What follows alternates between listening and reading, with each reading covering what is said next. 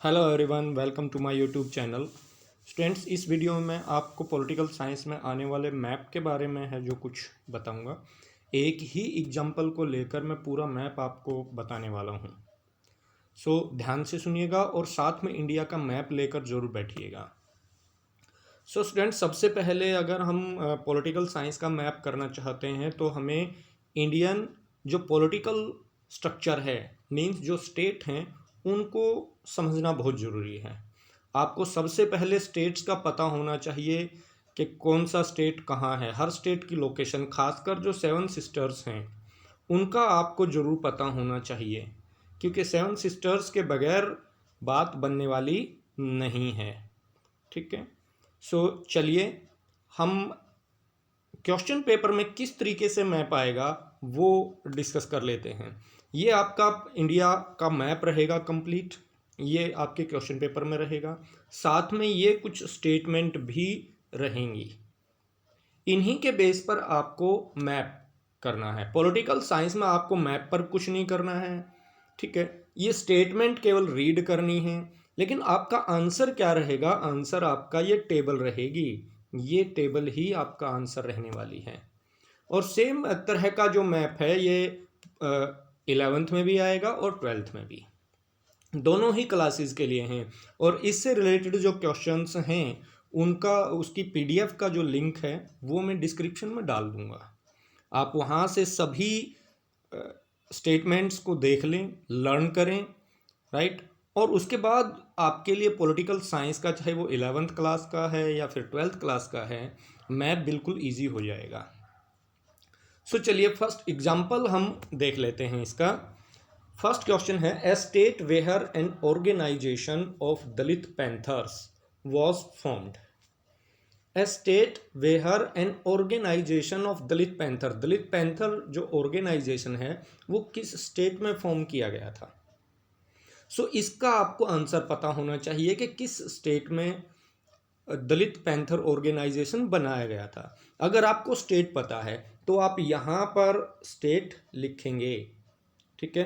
आप यहाँ पर स्टेट का नाम लिखेंगे और फिर उस स्टेट के अंदर कौन सा अल्फ़ाबेट है वो आप अल्फ़ाबेट वाले कॉलम में लिखेंगे। आपको इस तरीके से 3 कॉलम बना लेने हैं अपना आंसर देने के लिए। पहले में स्टेटमेंट के नंबर आएंगे, जैसे 1 2 3 4 हैं, राइट। इस तरीके से नंबर आएंगे। फिर आपको क्या करना है, एक स्टेटमेंट, फर्स्ट स्टेटमेंट है तो फर्स्ट स्टेटमेंट को रीड करना है। अब ये देखना है कि वो स्टेटमेंट किस स्टेट से रिलेटेड है।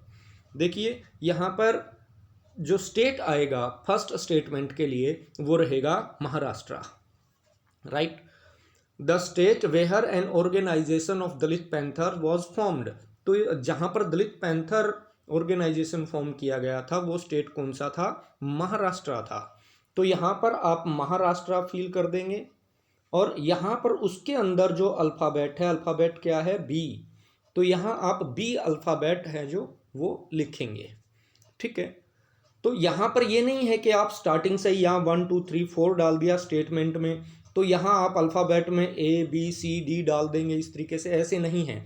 आपको यहाँ जो स्टेट लिखा हुआ है, जो स्टेट आंसर है फर्स्ट स्टेटमेंट का, उस स्टेट के अंदर जो अल्फ़ाबेट है वो अल्फ़ाबेट आपको यहाँ पर लिखना है। जैसे यहाँ महाराष्ट्र है तो यहाँ पर बी आएगा, क्योंकि महाराष्ट्र के अंदर बी अल्फ़ाबेट लिखा हुआ है। Second, the state where the Anandpur Sahib resolution has been signed. Anandpur Sahib resolution किस स्टेट में साइन हुआ था? अब यहाँ भी क्या करना है, आपको पहले स्टेट देखना है। अब आपको स्टेट पता होना चाहिए कि आनंदपुर साहिब जो रेजोल्यूशन है वो किस स्टेट में साइन किया गया था। ये पंजाब में साइन किया गया था। तो आपको स्टेट वाले कॉलम में सेकंड स्टेटमेंट के सामने क्या करना है? पंजाब लिखना है, ठीक है। इसमें आप पंजाब लिखेंगे। अब पंजाब यहाँ इंडिया के मैप में कहाँ है? जहाँ पर ए लिखा हुआ है, ठीक है, ये पंजाब है। तो पंजाब में कौन सा अल्फ़ाबेट लिखा हुआ है? ए। तो यहाँ पर आप ए लिखेंगे, ठीक है। इसी प्रकार है जो थर्ड स्टेटमेंट, अगर हम देखें third statement, the state which has the maximum number of seats in India in its legislative assembly. वो स्टेट जिसकी लेजिस्लेटिव असेंबली में मैक्सिमम सीट्स हैं, सबसे ज़्यादा सीट हैं, तो स्टेट है कौन सा? यूपी। ये चीज़ें आपको पता होनी चाहिए, तभी आप मैप अच्छे से कर पाएंगे। अगर आपको ये चीज़ें नहीं पता है तो फिर आपके लिए मैप, पॉलिटिकल साइंस का मैप करना बड़ा टफ हो जाएगा। ठीक है, तो इसके लिए मैंने एक कंप्लीट पीडीएफ बनाई है, वो सभी क्वेश्चन आप अच्छे से लर्न कर लेंगे तो 100% चांसेस है कि उन्हीं क्वेश्चन में से आपका मैप आएगा। आपके 4 मार्क्स पॉलिटिकल साइंस में बिल्कुल नहीं कटेंगे अगर आप इनको बड़े ध्यान से याद करते हैं और आपको इंडिया के सभी स्टेट्स का पता है तो। ठीक है, तो थर्ड स्टेटमेंट में क्या है? थर्ड स्टेटमेंट के सामने आप यहाँ यूपी लिख देंगे या उत्तर प्रदेश लिख देंगे। ठीक है, और वहाँ अल्फ़ाबेट कौन सा है उस स्टेट के अंदर? डी अल्फ़ाबेट लिखा हुआ है, तो यहाँ आप डी लिखेंगे।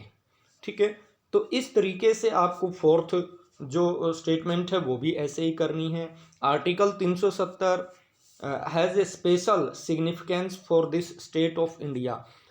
ठीक है, 370 था, अब नहीं है, था, लेकिन किस स्टेट से रिलेटेड है उस स्टेट का नाम आप यहाँ पर लिख देंगे। जैसे J&K से रिलेटेड था। ठीक है, किससे रिलेटेड था? J&K से। ठीक है, जम्मू कश्मीर से रिलेटेड था, तो जम्मू कश्मीर में अल्फ़ाबेट कौन सा है? सी, वो सी अल्फ़ाबेट आप इस कॉलम में लिख देंगे। ठीक है, तो इस तरीके से आपका जो मैप होने वाला है, आपका न तो ये मैप आपका आंसर है, ना ही ये स्टेटमेंट आपका आंसर है। ये भी नहीं करना कि स्टेटमेंट लिख दें और इनके सामने आप ये लिख दें, नहीं, आपको प्रॉपर ये जो टेबल है ये बनानी पड़ेगी। ये टेबल ही आपका आंसर रहेगा। अगर आप ये टेबल नहीं बनाते हैं तो आपका आंसर गलत रहेगा। राइट, अगर आप कंप्लीट फुल मार्क्स लेना चाहते हैं मैप में तो आपको इस टेबल के अकॉर्डिंग चलना पड़ेगा। सो आई होप स्टूडेंट्स आपको मैप कैसे करना है पॉलिटिकल साइंस में 11th और 12th क्लास में वो समझ में आ गया होगा।